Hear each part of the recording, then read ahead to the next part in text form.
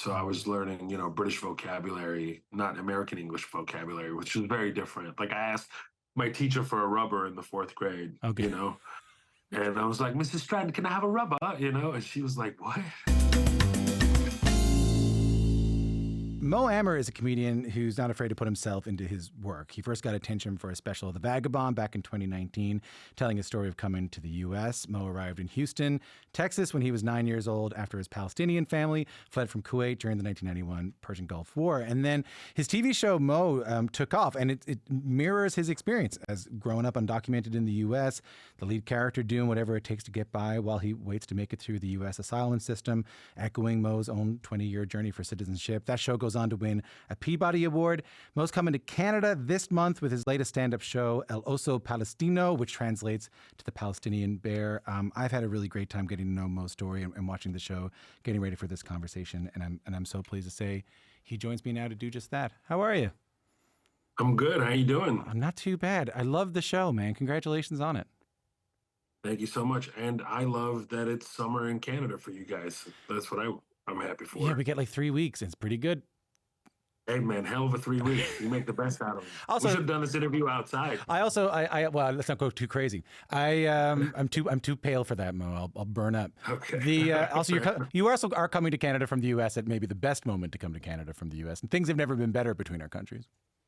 It was all strategic. Oh yeah, it's the best. So good. I thought you meant weather-wise. Yeah. No. It's not going well.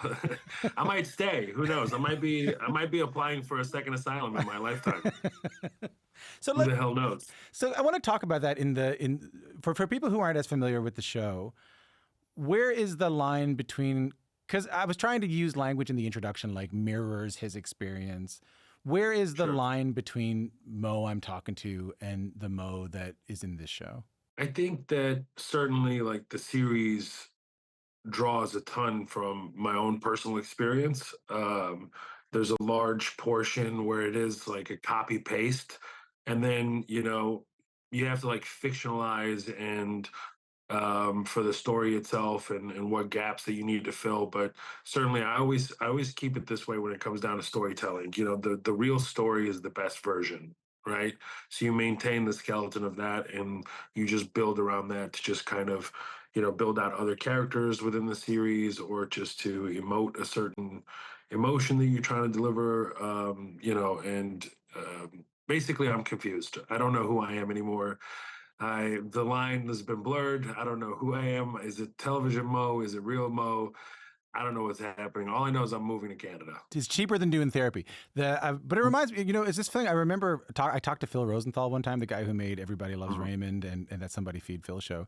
And he said he learned this thing that like when they were making the Raymond show, that up until then they had been told on TV to go as broad as possible, to try and make everything you make to reach as many people as possible. But they actually learned on that show that the more specific you can get to your own lived experience, like your own specific experience, weirdly, the more people will get it. Yeah, no, absolutely. And that's something that I did. I didn't know that existed. That's so spot on, truly. Like the more authentic you are within the characters, the more honest it is, the more grounded it is, and the easier it is to perform as well. Just thinking of that aspect, because when you think of television, originally you think of like 3-camera shoot, sitcom, live audience at times. It's a very different landscape. Essentially, my show is, I wanted to film it as if it's a movie.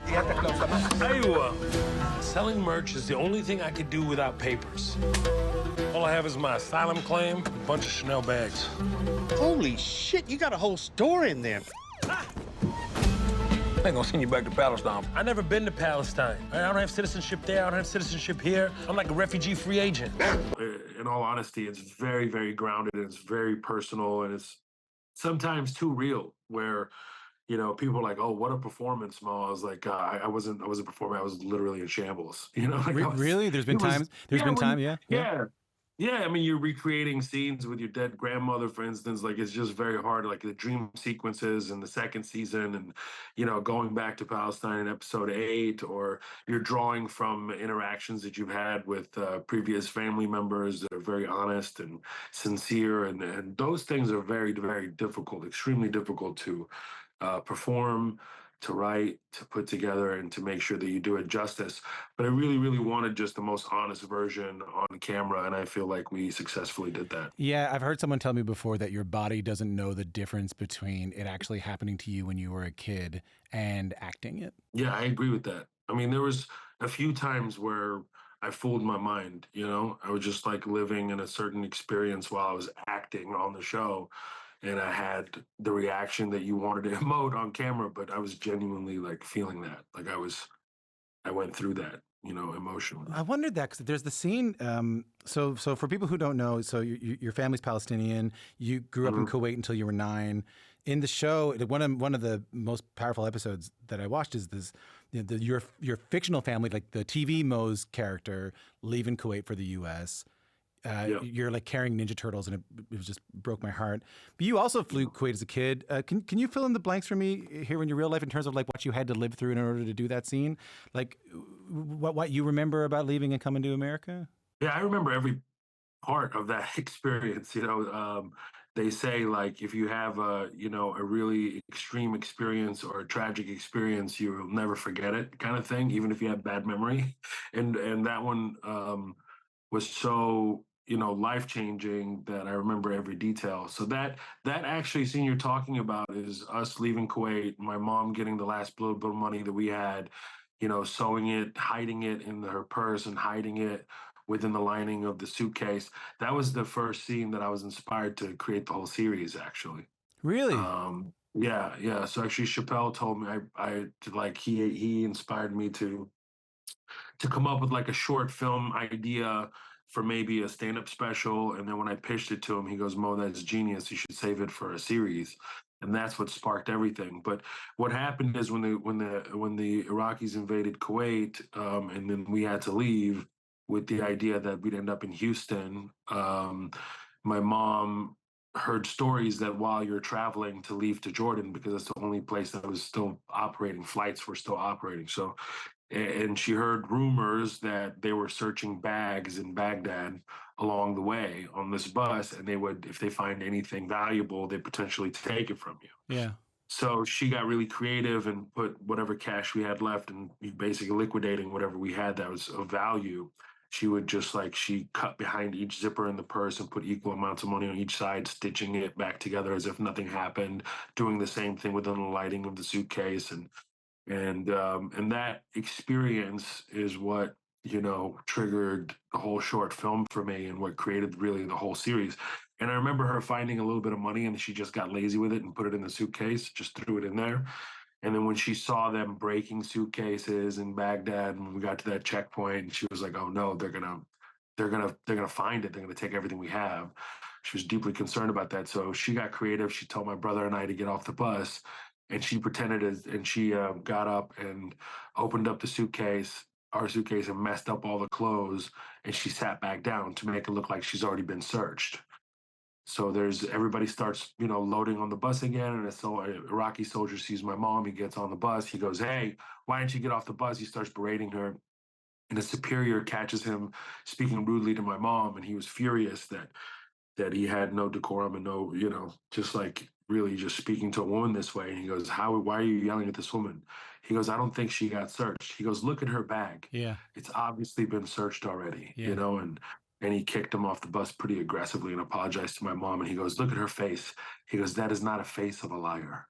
That's what he said. That's what actually has happened in real life. Yeah. Wow. And we left. Yeah, and we left. My mom is such a gangster, man. That's just like a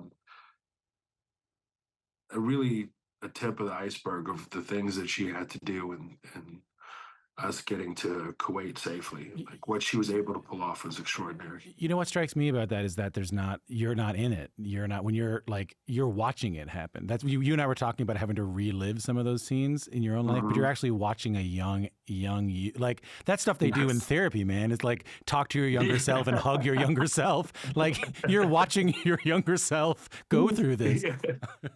Yeah. I hugged the little guy for a long time. It was kind of weird. Did no, you? no, no. It's like just it's okay, little buddy. It's gonna be fine. You're weeping. You're weeping. It all works out. No, that was definitely a very surreal experience to be, behind the camera watching that all happen and unfold and given direction and recreating that was it's really special, man. It's just so extraordinarily special, so unique. There's never been a show like this ever in the history of American television. It's we cover everything, and especially in season two, it really just covers every aspect of what's going on globally. Let's just keep going with this because I want to get to season two. Like, what were your expected, like, when you landed in America? What I was curious about is, given that I'm also not American, or like I would have grown up non-American. Sure. What were your expectations of Houston versus what was there when you got there? What did you notice when you got there? Thinking back, I never really had a particular like vision of what Houston would be, but I certainly didn't think it was like 100 times bigger than Kuwait, right? Like I didn't really envision the tall buildings that I was going to see and all the infrastructure that was there. I mean, not to say that Kuwait was anything to sneeze at. It was just like a small town in comparison to what Houston is. And I was so distraught and thinking of my mother and thinking of my dad and thinking of my brother that we left behind. Because in the show, like my mom and I and my brother and sister come to Kuwait go to Houston together. But in real life, my mom went back and she lived through the rest of the war with my dad and my brother. So it was a totally different ball game for her. And where I was mentally is that, as a 9-year-old kid, I wanted to be with my mother. And I was so concerned, and I felt always like older than my actual age, and I felt like I could help, and I felt miserable that I was leaving and I couldn't be of help or of service to my mother. I totally understand that. Like, you feel like you sort of left her behind, or you feel like you can't, like, you, what I'm struck by there is like you feel like you have a responsibility you were not a man, but you felt like you were a man. And, Yes. And you felt like you had the guilt and the responsibilities of that. Absolutely, yeah. And I didn't want to leave. I really genuinely did not want to leave. I did not want to go. I mean, what I find interesting is that stand-up comes in. Like, so you go to school, you have a really great story that you tell about, kind of the first days of school and people wondering why you were talking that way, and why you were, because you had sort of this English inflected accent. I was 9 years old. I went to a nice private British English school in Kuwait. I wore a little vest and a bow tie to school. I was an adorable Arab kid with a hint of a British accent. I was like, hello, Mom, yeah? Going to school later, Mummy, yeah, all right, yeah. So I was learning, British vocabulary, not American English vocabulary, which is very different. Like I asked my teacher for a rubber in the 4th grade, Okay. And I was like, Mrs. Stratton, can I have a rubber? And she was like, what? It was the whole situation. This story is cool to me. So you Miss Broderick, your English teacher, is key in you becoming a stand-up. Can you tell me a little bit about how she helped you out? Yeah, it was Miss Broderick and Mrs. Reed, my English teachers, and specifically like Mrs. Reed's the one who, I was skipping school. My father died when I was 14. It was like really just fast tracking, 5 years from being in Kuwait, not even 5 years. My father, had a heart attack. He was in the hospital. He passed away. God rest his soul. And I just was skipping school, just all constantly skipping school. I was gone. I was like living Ferris Bueller's Day Off, just always. I would go to ball games. I just didn't even care. Like I just did not care. I was lost. And my English teacher, Mrs. Reed, is the one who specifically walked up to me and goes, what would your father feel if you don't graduate? And that really, I was like, that's a cold shot, Mrs. Reed. I started crying. I was like, it would be devastating. I come from a highly educated family. Education's number one, always. Like, I don't want to fail, obviously. I'm just upset. And she goes, well, don't you want to do stand-up comedy? Because I was very vocal about it. I said, yes. She goes, I'll tell you what, if I'll let you do stand-up in class every Friday if you stop skipping, number one. Number two is that if you include any of the curriculum in your stand-up, Oh, wow. then I'll give you, bonuses. Like I'll give you extra credit for missed time. She was an extraordinary teacher. So, and I remember wiping my tears. I was like, well, can I do that now? Can I just go up where I think we were reading Hamlet at the time? And I was like, can I go up in front of the class and maybe you like recite a monologue from the textbook in a funny way? The famous monologue. She was like, yes, absolutely. I was like, okay. She was, you sure you're up to it? I was like, hell yeah.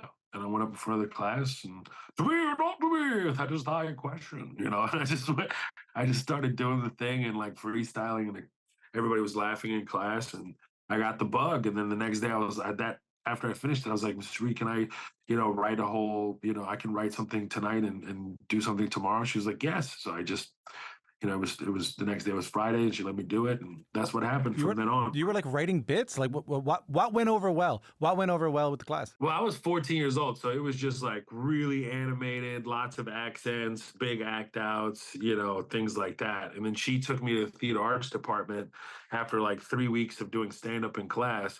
She takes me to theater arts and she walks me up to the theater teacher, Miss Kreisner, Lugene, who I'm still close to this day. And she goes, hey, this kid is, doing all these different accents, doing original material that I don't, never heard before. I think he belongs in here. And then the following year, I was very excited. I joined theater arts, and like 6 months into the school year, I started getting lead roles and learning that I could sing in musical theater and doing lead roles in musical theater, and graduated as an honorary thespian. I read this quote in the LA Times that you said that the stand-up comedy saved you, and I had a note to ask you about it, but I think I might understand it now. Yeah, it did. It did absolutely. It completely saved my whole life. Like I was sneaking out of the house. I had a whole vision for myself. I knew I was going to get a television show. I knew I was going to be successful. Like I knew I was chosen to do this. Like I knew all this stuff. But the journey is still very long and really difficult. It doesn't mean I didn't doubt myself along the way sometimes. But it was me in a car, my Toyota Camry. I put almost 300,000 miles on that thing, just traveling all throughout the South doing stand up. I feel like your show has, I mean, I might be reaching here, but I feel your show has a real humanism about it. Like you do look at people individually as good. I get that from your show. Exactly. That's the biggest trick. That's the hokey pokey. That's what it's all about. It's like you have to see all these different personalities, all these different nooks and crannies of America. And then I had the fortune of touring overseas. I had like a really successful run abroad before comedians knew that they could tour abroad, American comedians specifically. I was touring in, all through Scandinavia, all through Europe, UK, Scotland, Holland, South Africa, Australia. I was like becoming bigger and bigger abroad. And then there was like a huge gap. And I was like, wait, hold on a second. Why? I need to focus on America. This is where I'm from. And then I had to like essentially restart in the States. So when the show starts in season 1 of Mo, I was watching it again to get ready for this. I was mentioning it to you. And I mean, it is interesting. I want to be careful what I say here. Like, it is interesting to watch it knowing that, like, I think minute 6 of season 1, your character talks about how there's ICE raids and that he lost his job because of it. Where I want to be careful is I don't want to say that ICE raids are anything new. Like they were happening back then. Obviously, I've been like, when I saw that this time, knowing the news I've been paying attention to over the past couple of months, it may have hit even more differently. So like when you and I want to be careful as comedians, like this is a funny show and it's a comedy and it's a funny show. But was there something you wanted to say here about like what it's actually like to grow up undocumented in the U.S.? Yeah, well, I grew up in the asylee immigration process. So that means like undocumented means you're not in the process at all, right? You're not in the system at all. So we were undocumented for only a very short period of time. I want to clarify that. Tell me, So once you file for asylum, you're no longer undocumented. You're in essentially deportation proceedings. That's what asylum means, essentially. You're saying that I can't go back to the country I fled from because of X, Y reason. It has to fall under, one of the parameters of filing for asylum. In our case, it was war, and it's unsafe for us to return. And then once you're in this asylee system, you're waiting for a deportation hearing, and you have to prove to a judge that yes, you make a qualified argument to stay. None of this is funny. This show is not funny, but it should be interesting. This is why I was trying to say like this is a funny show. It's I tried to say that like a few times, but like that, Yeah. It's like this is the problem that I run into with this series and everything that my upbringing in life. I don't just get to be like everybody just has a great time, and I'm sitting here like, well, what happened in 1991? Yeah, the asylum process in the United States is that's the opening line for any great comedic story. I think they used to do it on Carson. They used to do it on Carson all the time. Anyway, go on. Exactly. So the thing is that that's something that I've lived, and that just going back to like ICE and ICE raids, and they've been going on a long time.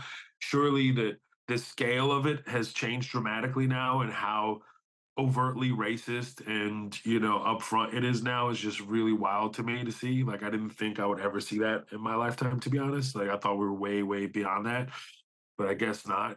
So people ask me like, how'd you know? Like, and that'll come up pretty often. How'd you know? Like, you came over the detention center, in episode 2, and how'd you like know this was gonna happen? I was like, bro, I've seen this going on for quite some time.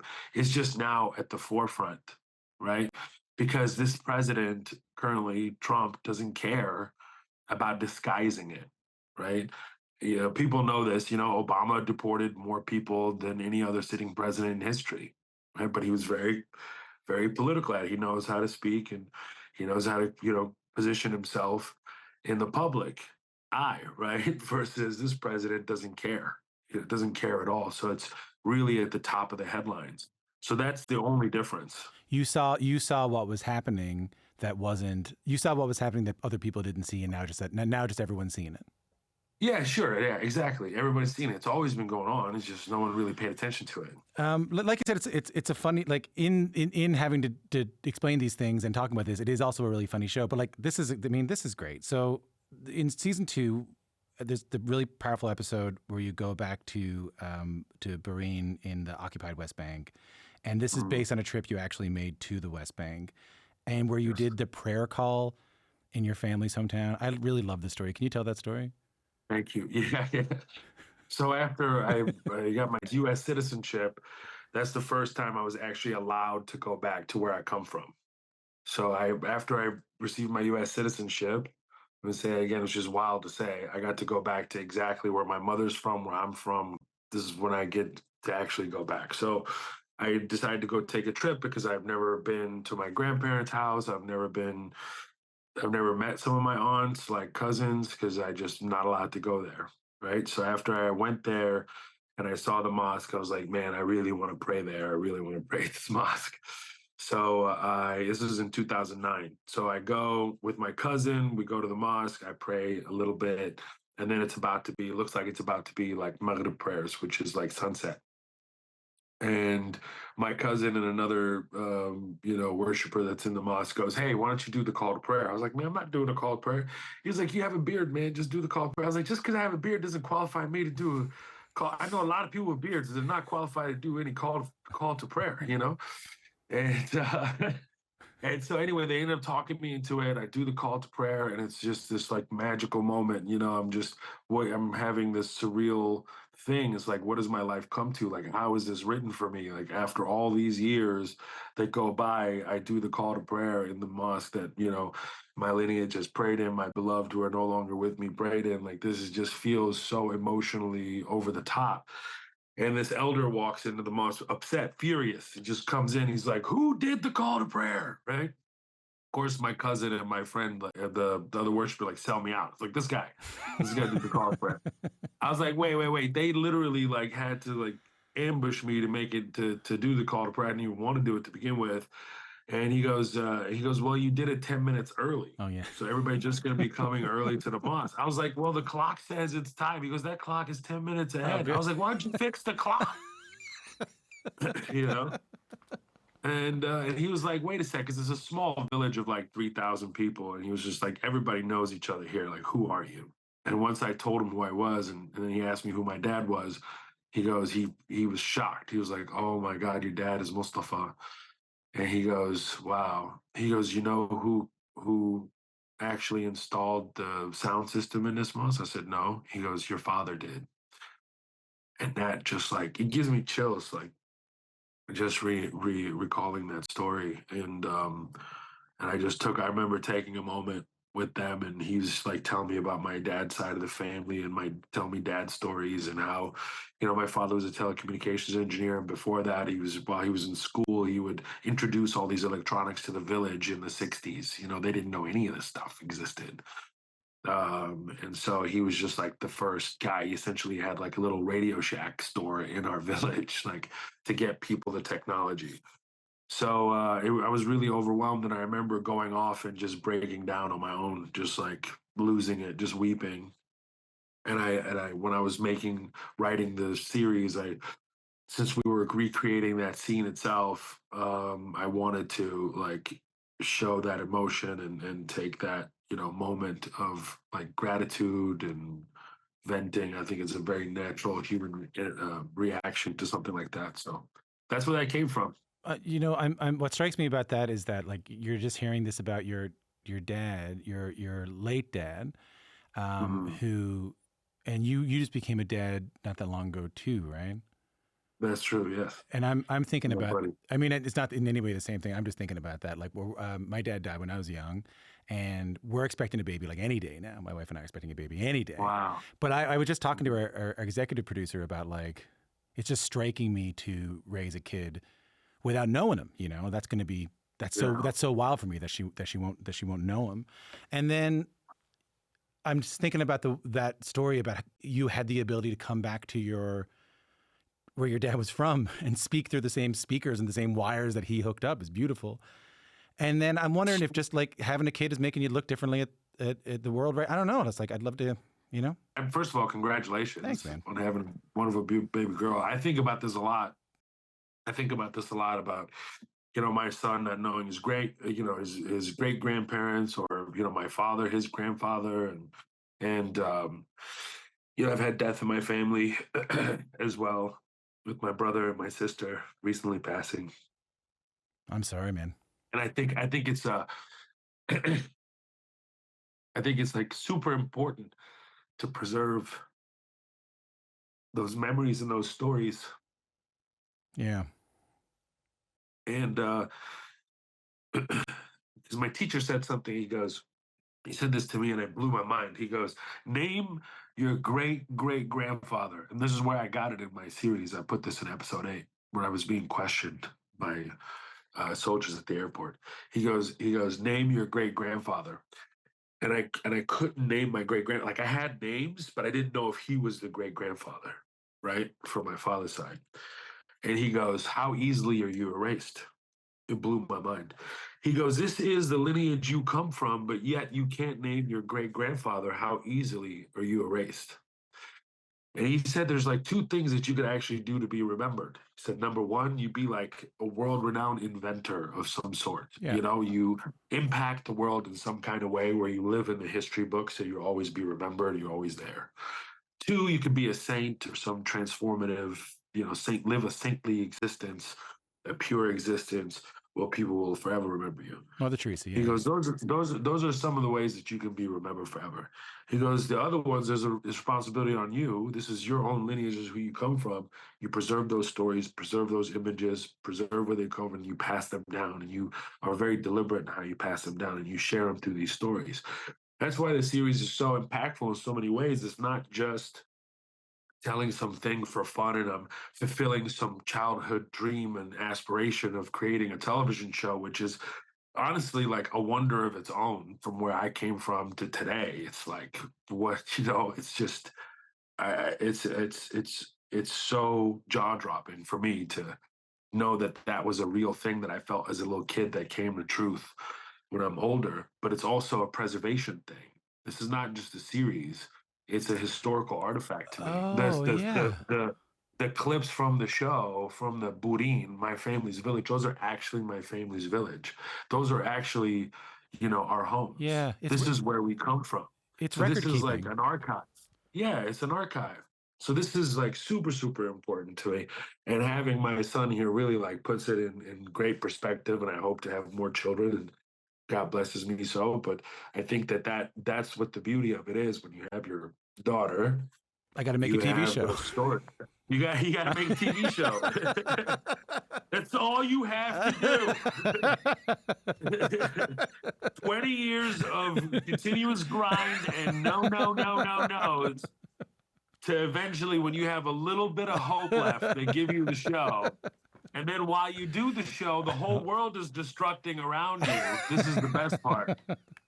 Everyone that you know is being murdered by war. It's awesome. And then you lose a family member. It's going to be the best time. I can't wait for you. Oh, geez. I was thinking about that when you were talking about, hey, like I don't I'm get. fucking miserable. Tom. I'm miserable. That you don't I'm get. miserable. That you don't get. When I thought I'd make it, when I thought it would be a happy time, this is like the worst time. I look at my friend Jane Gillis, and man, I was like, it must be fun just having zero pressure and just having a blast and just being hilarious. And and barely any nuance and stuff like that. That's my guy. I love this guy.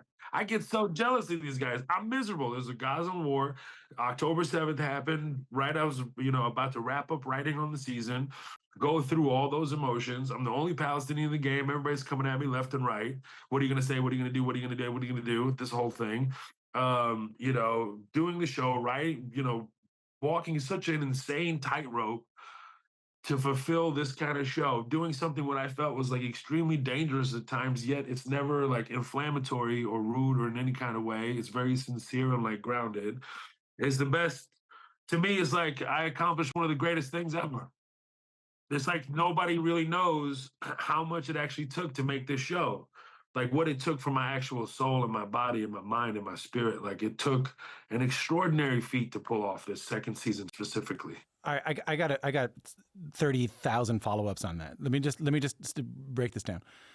I really appreciate what you said there, because I wondered about that myself. When you were like, "Hey, I don't get to go dooby earlier," and I was and I was like, "We're here like ostensibly we're talking about your TV show, ostensibly also to talk about your stand-up and these stand-up shows you've been doing." You said an interesting word there. You said the amount of I'm the only Palestinian in the game. The pressure that I'm under. Do you mean like do you feel expectations from the audience to talk about Gaza, to talk about the West Bank? Do you feel expectations from the audience? It's pressure from everything. It's pressure from everything. It's not just that. You gotta factor in every nook and cranny where things are coming at you. If you say this, oh, you're this. Or if you don't say that, you're that. Like from either side. Yeah. Right? From either side. It's not just the Palestinian side. It's easy for me to be Palestinian because I'm Palestinian. It's easy to tell a Palestinian story because I'm Palestinian. Now, what you have to factor in, is the show exist in a post-October 7th world? And every time I explored that, it was like a death blow to the whole show. You lost its soul. You became about the thing and never became about like the story or the characters. You lost everything. So I refused. I said no. And then contextually, it's very important because you can't make it look like everything just started today on October 7th of 2023. So that's one thing. And then the other thing is like, hey, you're going to be called certain things if you don't, do it a certain way, or, you know what I'm trying to say, man. I'm Palestinian making a TV show in Hollywood. Like, what is very, very difficult to do. It's a story, and not just about Palestinians, but also like it was the immigration story. It's Latinos, it's Houston, it's all these layers that you have to unpackage. And you can't say, sir, you got to be careful, how you put that story together. You have to be super, super insanely thoughtful about how you put it together so you get, the best possible outcome. In stand-up, like when you're writing jokes, have you found, I was thinking about this when I saw Rami's SNL monologue, and I heard him talk a little bit about what he had to do to do stand-up about it. When you're doing these shows, like what did he have to do to do stand-up about it? Just weigh the pressures. Weigh the pressures on his conscience, weigh the pressures to think about TV, think about the pressures coming, not dissimilar to what you're saying in terms of like feeling a lot of pressure from other sides from a lot of different people in the world and trying to find his own voice in there, from what I can remember anyway. Like when you're doing stand-up, when it's your jokes, when you're not telling the story on a TV show, when you're doing stand-up in this thing, how are you finding that? Well, I mean, first of all, we have to like acknowledge the elephant in the room, which is the fact that I'm Palestinian and he's not. Yeah. It's a very different thing that you carry. Yeah. Right? Yeah. It's an extraordinarily different thing. It's much easier for someone else to say something, to do something, whatever, when them not be Palestinian. They can just go on with their life and be fine. It's a totally different story being me. What I'm carrying is something very, very, very different from anybody else that I know professionally. All my friends, I love them. I have nothing but beautiful things to say. I just it's very hard to articulate how exactly I feel inside. When I'm creating stand-up, when I'm trying to, toe that line, you're walking that tightrope, it's like walking a tightrope when people are throwing shit at you. Like that's how it feels. Like it's, even though you're like doing a great job, you feel like people just want to shake that rope while you're on it. You're like, wait, hold on. It's lose. It's like lose. Like I'm on this tightrope, and no one's cheering that I'm on this tightrope. They're just trying to get me off of this tightrope, or they're trying to push me off of this tightrope. Exactly. Yeah. But what I'm doing is very challenging. What I'm doing is threading this needle is hard. Yeah, but also like just getting blatant freaking I feel so much discrimination around me too, just for being myself. I hate to even say that, bro. It just really frustrates me because I've gotten this far without ever saying that in my life. Like, it's just, I do feel that way. Just being me is a problem.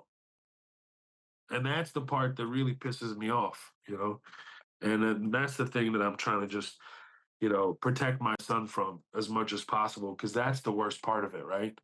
It's like just because you have an opinion, you could potentially lose everything. That's the scariest part of it all for most people, but I'm not scared of it. No. I'm totally content. I make a mean hummus. I'll sell hummus and falafel like nobody's business. Hold on. Let me Might make more money. let me let me. Hey, you don't get a Peloton in your hotel room with hummus, man. Let me. Well, then, what makes it worth it? Has anyone come up to you and can you give me an example of someone who's seen the show, seen you do stand up, came up and talked to you about something that you might remember that might make it worth it when you have these moments of just not to say it's Where do I start? It's all worth it. Number one, it's all worth it. It's been an extraordinary thing, and the support that I've had both from like the Palestinian community and my Jewish friends in Hollywood that have reached out, that had the thoughtfulness to reach out to me and call me. I really appreciate them immensely, right? Because that's important too. Because it's not a religious Muslim Jewish thing. It's insane. We know what the story is. Those who know what's going on, right? And to have like a clear opinion of that is super important. Now, what I've had, this is what I was talking about. Everybody's like having fun on tour, and you're doing all these big theaters. I'm selling 10,000 tickets in Chicago, and I'm doing whatever tickets there, whatever tickets there. It's an incredible feel. Should be on top of the world, but the experiences that I'm having after the show is I'm talking to doctors that were on the ground in Gaza that were there, yeah. from different backgrounds. I've met kids, amputee children. I've held them in my own arms. They've come to see my show and tell me like they watched the show in Gaza. Like that is just like that is as rewarding as it gets. And I'm talking about these doctors come from various cultural and ethnic backgrounds. They're not just like Arab doctors, Arab or Palestinian or whatever doctors. They're coming from really, really diverse backgrounds, like I said, and that's the hard. That's who I'm meeting with after shows. That's who I'm sitting with. That's who people come up to me, or whether it be like in certain cities, of course, like different stand-ups come out and hang out and say hi, and especially if it's New York or LA, but in all these other different places around the world, I have essentially refugees who have just fled this like insane war zone in Gaza, this death and demolition. Like I've never seen anything before like that in my entire lifetime. That I've seen these kids, and I've sat down with them, I've taken pictures with them, and I feel extraordinarily privileged Yeah. that they even know who I am or they even look up to me. So those are that's the kind of conversations I'm having. So everybody's like, "Oh, you must be having a blast touring." I'm like, "No, don't get me wrong. Being on stage is the best rest I get. Yeah. Being on the actual stage is the best rest and the actual best time that I have. Everything after that is just a ton of pain in the heart. It's very, very difficult. This became a therapeutic session after all. Where's the jokes at? That's what probably somebody's listening. We'll put them in. Where are We'll jokes? put them in post. We got AI now, and the other but listen, but here's the thing I'll say to you about that is that what I'm hearing on that is that these people you're telling me about, you're speaking to afterwards. I get it. I'm also thinking that they get to be in a room and laugh with you for like an hour, and that's a beautiful thing, Mo. I just want to point that out, man. Thank you. No, it's extraordinary. Honestly, Like you're making them laugh. You're sports. making them laugh for an hour. That's a beautiful thing. Yeah, no, it's been extraordinary. I'm just venting, bro. I'm just like I'm venting. I'm also just like I can't not be honest about it. I'm just myself. I'm happy Anybody who wants to have a conversation about it, I have a conversation about it. I don't care what background you come from or what you believe in or what you don't believe in. I really don't care. To me, it's all human being. We're all humans. We're all the same. That I really, really feel that. I really do feel that. If there's one thing I'm getting from like having watched the show again to get ready for this, as I said to you earlier, that's kind of what I get. I love talking to you. Thanks so much for the time, hey? Man, thank you so much. I'm going to go cry now. It's really good, bro. It's fantastic. It's the best interview ever. Thank you so much, Tom. I'm just joking. I'm not going to cry. Everybody relax. Everybody be cool.